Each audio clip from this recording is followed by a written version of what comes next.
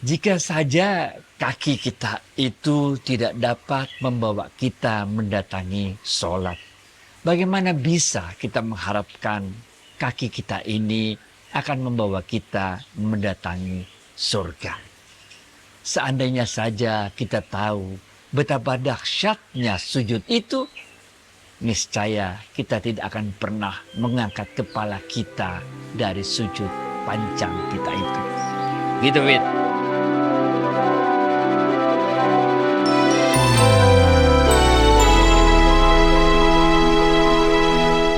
Assalamualaikum warahmatullahi wabarakatuh, sahabat Smart Skill School. Semoga kita semua selalu dalam lindungan Allah Subhanahu wa Ta'ala. Amin. Sahabat, kalau tausiah ini dirasakan manfaatnya, jangan lupa di-share juga ke sahabat-sahabat lain yang siapa tahu membutuhkannya, ya kan? Barakallah. Yuk, langsung aja kita jemput Ustadz kita, Ustadz Adi Warman Azwar Karim. Ustadz, Assalamualaikum, apa kabar? Waalaikumsalam warahmatullahi wabarakatuh. Sehat, berkah, bahagia. Amin ya Allah. Alhamdulillah Ustadz. Sebagian dari kita sudah melakukan sholat 5 waktu. Ada yang memakai hati, dan ada juga yang sekedar memenuhi kewajiban saja. Dan masih ada juga yang belum sholat, Ustadz. Bolehkah Ustadz mengajari bagaimana nikmatnya sholat itu sehingga menyesal kita kalau nggak sholat itu, Ustadz? Nah, ini ada dalam kitabnya Syekh Abdul Qadir Jailani. Judulnya Sirul Asrar. Syekh Abdul Qadir Jailani mengatakan, sesungguhnya sholat itu ada 2 tingkatan. Yang pertama namanya tingkatan sholat syariat. Itulah yang ada rukun 13 itu. Itulah sholat yang kita lakukan dengan fisik kita, dengan gerakan-gerakan gitu. Yang kita tahu sebagai sholat. Itu sholat syariat namanya. Tapi yang kedua menurut Syekh Abdul Qadir Jailani yang namanya sholat tarekat. Sholat tarekat adalah sholat hati, di mana kita menundukkan hati kita kepada Allah. Nah, sholat inilah, sholat tarekat inilah, sholat yang kita memunculkan, menghadirkan seluruh hati kita. Dalam sholat kita itu, barulah kita bisa merasakan nikmatnya sholat. Sedangkan sholat syariat, yang sekedar memenuhi 13 rukunnya itu, dengan gerakan-gerakannya, bacaan-bacaannya, wirid-wiridannya, segala macam itu, yang tidak menghadirkan hati kita di dalam sholatnya, kita tidak akan pernah bisa merasakan betapa nikmatnya sholat. Hanya ketika kita bisa menghadirkan sholat kita, atau dalam istilah Syekh Abdul Qadir Jailani namanya sholat tarekat, kita bisa rasakan bagaimana nikmatnya kedekatan dengan Allah. Nah, ini ada juga kisahnya. Ini kalau tasawuf gini nih. Ini ada di dalam kitab yang ditulis oleh Ibnu Jauzi. Dalam kitabnya yang berjudul Uyunul Hikayat. Waktu itu ada seorang sufi besar namanya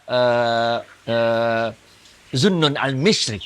Beliau mendatangi seorang sufi yang luar biasa. Nggak pernah lepas dari sholat. Pokoknya nggak ada kegiatannya kecuali sholat. Oke.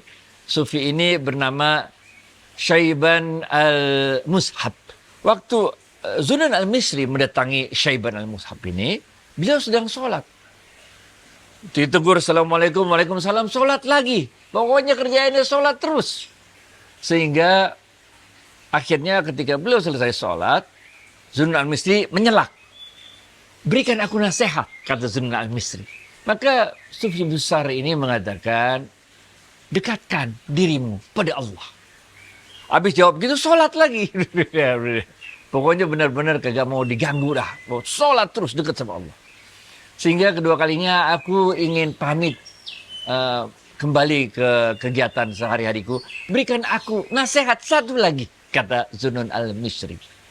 Maka Syaiban ini mengatakan, siapa-siapa yang diberikan Allah terhibur hatinya karena kedekatannya dengan Allah, maka Allah akan memberikan 4 hal kepada orang tersebut. Ini. Jadi kalau kita sholat, benar gak? Merasa nikmat, merasa bahagia, merasa terhibur dengan kedekatan kita pada Allah, maka Allah akan memberikan 4 hal. Yang pertama, kata Syaiban al-Mushab ini. Yang pertama beliau katakan, kita akan merasakan kemuliaan tanpa teman. Walaupun kita nggak punya teman, kita tetap merasakan kemuliaan itu karena Allah mengangkat derajat kita. Ah, ini men. Itu maqam mahmuda tuh kalau ayat Qur'annya tuh benar gak? Yang kedua adalah Allah yang memberikan kedua. Pertama, yang kedua adalah Allah akan memberikan ilmu tanpa kita mencarinya. Ini kalau dalam istilah lainnya disebut ilmu laduni. Siapa-siapa yang bisa merasakan kebahagiaan dengan kedekatannya kepada Allah, bukan saja dia merasakan kemuliaan walaupun tidak ada teman, walaupun dimusuhin oleh semua orang, dia merasakan kemuliaan karena Allah maqamah mahmudah mengangkat derajatnya. Yang kedua, Allah akan memberikan ilmu tanpa dia mencarinya. Dan yang ketiga adalah Allah akan memberikan rasa cukup di dalam hatinya walaupun tidak memiliki harta apapun. Benar gak? Nggak punya harta apapun, tapi Allah tanamkan rasa cukup di dalam hatinya. Dan yang keempat, Allah akan memberikan tidak pernah merasa kesepian walaupun dalam keadaan sendirian. Nah ini, nggak pernah dia merasa sepi walaupun sendirian. Kenapa? Karena dia selalu merasa dekat dengan Allah. Kita dalam sebuah kisah sufi lain disebutkan, seorang sufi bertanya kepada murid-muridnya, kalau engkau melakukan sholat-sholat malam sendirian, nggak ada orang lain. Ini yang kalau dalam istilahnya Imam Ghazali, sholat rahasia. Malam-malam nggak ada orang yang tahu, cuman kita doang sholat sama Allah, nggak ada yang lihat. Benar. Maka guru sufi ini bertanya pada murid-muridnya, kalau engkau sholat malam hari dan tidak ada yang melihatmu dalam sholat malam tersebut, siapa yang mengetahui engkau sedang sholat? Maka muridnya menjawab, yang mengetahui aku sholat adalah aku dan Allah. Gurunya tersenyum dan menggelengkan kepalanya.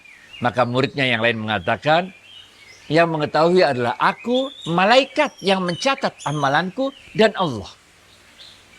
Gurunya juga tersenyum dan menggelengkan kepalanya. Kemudian gurunya mengatakan, yang mengetahui engkau sholat di malam hari itu, yang tidak ada orang lain yang melihatmu, hanya Allah saja. Tidak dirimu dan tidak juga malaikat. Karena hanya Allah yang mengetahui apa isi hatimu ketika sholat. Apakah engkau menghadirkan hatimu dalam sholat itu, atau engkau tidak menghadirkan hatimu dalam sholat tersebut. Nah, inilah tadi yang disebut oleh Syekh Abdul Qadir Jailani. Namanya sholat tarekat, yaitu sholat yang ketika kita bukan saja melakukan sholat syariat 13 rukun tersebut, tapi juga menghadirkan hati kita. Dan kalau urusan hati, yang tahu cuma Allah. Malaikat aja nggak tahu. Oke. Back to you, Fit. Alhamdulillah, sahabat. Tausiah salat ini juga pernah diberikan Ustadz pada episode lalu. Judulnya kalau nggak salah, nikmatnya salat, mengetahui bahwa Allah ada di hadapan kita. Nah, sekarang kita belajar lebih dalam lagi. Lanjut, Ustadz. Ini kita lanjutin cerita tadi ya. Ibnu Taimiyah dalam kitabnya Amradul Qulub, dan juga ketemu dalam kitabnya At-Tuffah. Ini beliau mengutip Syekh Abdul Qadir Jailani. Oke. Ini keren banget nih kutipannya ya. Orang-orang yang hanya melakukan sholat dalam level sholat syariah saja, tidak masuk pada level sholat tarekat, yaitu sholatnya tidak menghadirkan hatinya, maka Syekh Abdul Qadir Jailani mengatakan tabirnya akan tersingkap, tamengnya akan hancur, yang menunjukkan antara kasar dan yang halus. Kebenaran akan menyingkap wajahnya. Akan ketahuan orang-orang yang sholat cuman raganya doang, cuman sholat syariatnya doang, tapi tidak menghadirkan hatinya. Ini Syekh Abdul Qadir Jailani mengatakan akan tersingkap tabirnya, akan hancur tamengnya, akan tersingkap mana yang kasar dan mana yang halus. Ya, benar. Akan tersingkap di wajahnya. Apakah sholatnya itu membekas dalam wajahnya, atau sholatnya tidak mempunyai bekas apa-apa dalam wajahnya. Ini kalau dalam ilmu tasawuf, wajahnya itu maknanya dalam akhlaknya, dalam perilakunya. Jadi bukan karena jidatnya itu segala macam, bukan. Yang dimaksud dengan wajahnya itu adalah kalau dalam ilmu tasawuf ya, adalah dalam perilakunya sehari-hari, dalam akhlaknya, benar nggak? Semua ini bermula ketika cermin hati kita itu kita bersihkan. Ini oke. Ketika cermin hati kita bersihkan, maka cahaya dari Allah akan terpantul dari hati kita. Sehingga orang melihat kita seakan-akan dia melihat wajahnya Allah. Oke? Jangan salah lagi nih. Yang dimaksud dengan melihat wajahnya Allah itu adalah melihat kebesaran Allah dalam perilaku kita, dalam akhlak kita. Benar gak? Jadi orang kalau melihat kita tuh seneng aja, bahagia aja, enak banget nih sama orang. Benar gak? Oke. Jadi yang dimaksud dengan melihat wajahnya Allah bukan melihat kita jadi Allah. Bukan. Tapi yang dimaksud itu melihat perilaku kita mencerminkan sifat dan asmanya Allah. Allah Maha Penyayang, kita juga penyayang. Allah Maha Pengasih, kita orangnya juga pengasih. Gitu ya. Nah, ini semua bermula dari sholat kita. Ini semua bermula dari sujud kita. Yang sholat dan sujud kita itu kita lakukan dengan menghadirkan seluruh hati kita dalam kehidupan sehari-hari. Nah, ini nanti kita akan kaitkan juga dengan kemampuan kita dalam menghadapi segala persoalan hidup kita ini. Bentar kita lanjut ya. Back to you, Fit.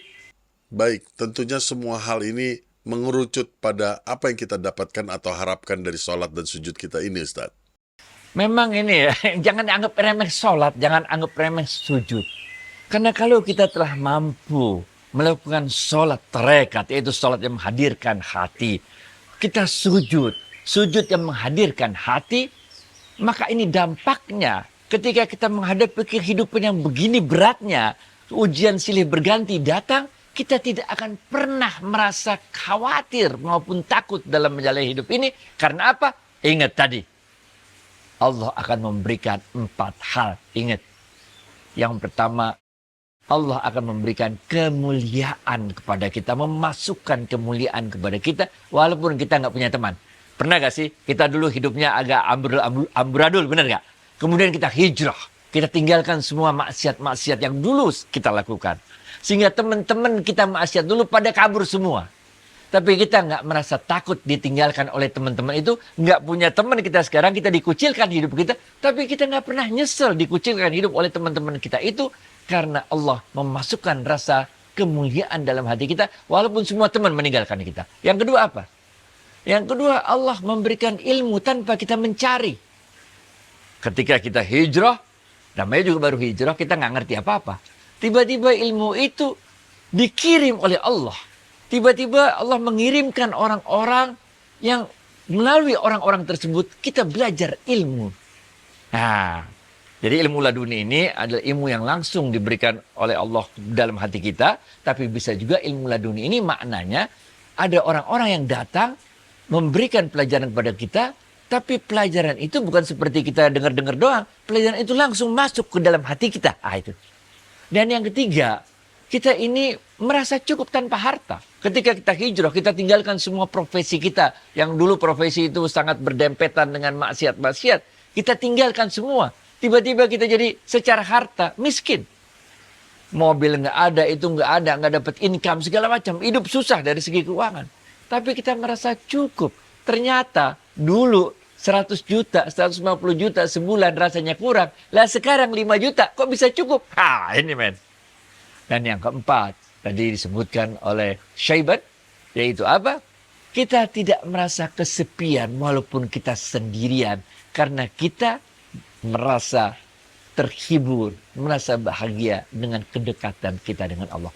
Ini modal yang paling penting, Bos. Sholat ini menjadi modal paling penting bagi kita untuk menjalani kehidupan ini. Ini juga yang tadi kita udah bilang, ada berapa banyak juta orang yang berharap di dalam alam kubur itu, berharap dihidupkan kembali oleh Allah untuk melakukan sedekah dan untuk bersujud kepada Allah. Ini men. Udah meninggal men, dia udah nyesel. Ya Allah, izinkan aku untuk hidup lagi, mau ngapain kata Allah? Mau sedekah, mau ngapain? Mau sujud kepadamu. Nah, oke. Back to you, Fit. Ustadz, maaf ini di luar konteks sedikit, Ustadz. Ustadz tuh sering menasihati saya. Bicaralah dengan Allah. Bicaralah kepada Allah. Nah, saya tuh lebih khusyuk kalau berbahasa Indonesia, Ustadz. Sementara kalau di sholat kan nggak boleh. Ya. Berarti di luar sholat kan? Betul. Gimana Ustaz? Ya, namanya juga Allah. Ya pasti Allah ngerti pakai bahasa apa juga boleh, bener ya? Tapi kalau di dalam sholat, tentu kita menggunakan ada sholat syariat tadi kan, ya kita ikutin rukunnya lah, jangan ente pakai ilmu, jangan pakai macam-macam bener di dalam sholat. Enggak. Tapi kalau di luar sholat, selesai sholat, kita bisa pakai bahasa apapun, bahasa Indonesia, bahasa Jawa, bahasa Sunda, bahasa Padang, bahasa apa juga boleh, bener nggak? Bahkan, boleh kita tambahin dikit ya.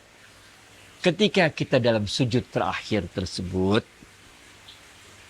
kita bisa menyampaikan di dalam sujud terakhir kita itu doa-doa kita itu dalam bahasa apapun di dalam hati kita.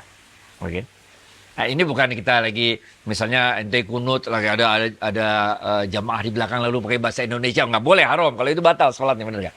Tapi ini kita sholat sendirian, kita lagi sujud terakhir, kita minta kepada Allah, benar nggak? Kita minta kepada Allah, kalau pakai bahasa Arab kita kagak ngerti, benar nggak? Jadi kita dalam yang minta itu bukan mulut kita, tapi ini yang minta adalah hati kita kepada Allah. Kita bicara melalui hati kita dalam bahasa apapun yang kita merasa lebih pas memintanya kepada Allah. Ini boleh. Oke. Baik David. Baik Ustadz, wah semoga bermanfaat bagi kami juga dan para sahabat. Ustadz, terima kasih atas waktu dan tausiahnya. Assalamualaikum warahmatullahi wabarakatuh. Waalaikumsalam warahmatullahi wabarakatuh.